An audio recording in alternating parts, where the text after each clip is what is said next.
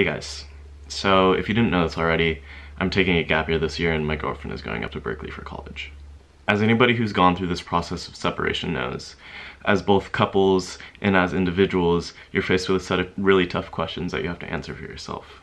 Like, do you care enough about the other person to make sacrifices in your professional life for them? And do you trust the other person to stick with you through a very difficult and stressful time? And are you sure you're not missing out on some awesome life experiences that you'd be able to have if you weren't with them? For me, those questions weren't really hard to answer.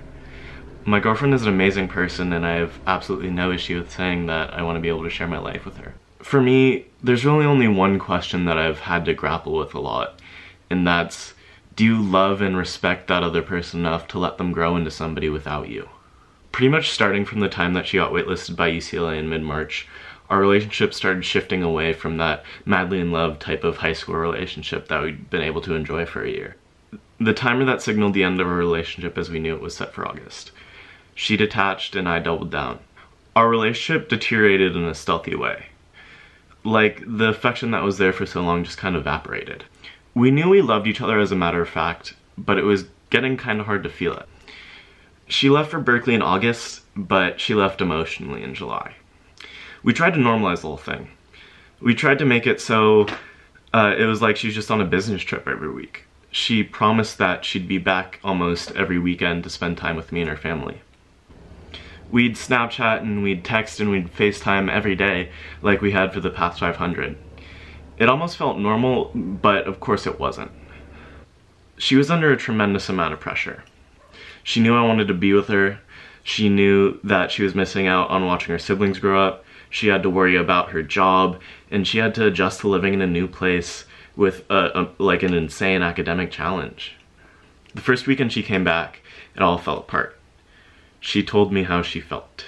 It all hit me like a truck. The feelings that I was trying to normalize suddenly all made sense to me.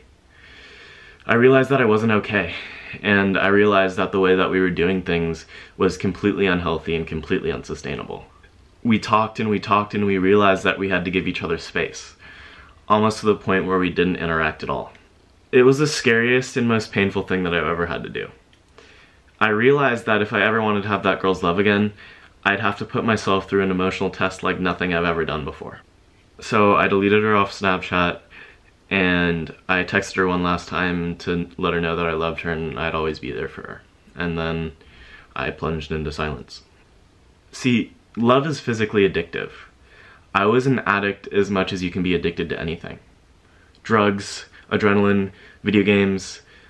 I was addicted to the dopamine and oxytocin that I got when I interacted with her.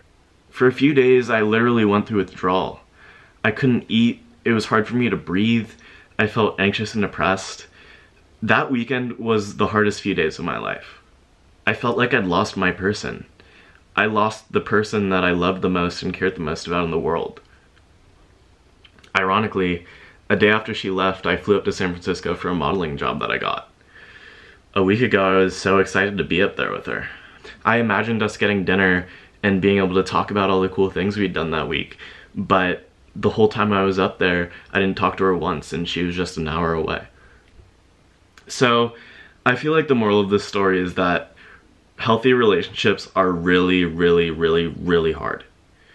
And if you're striving to be in a relationship, you have to make it a healthy one or you're not going to be happy. It takes a lot of emotional growth to be in a relationship. But you can't really be afraid to mess up, because if you are, you probably will end up messing it up. So this isn't the last time I'm going to tell you guys about this.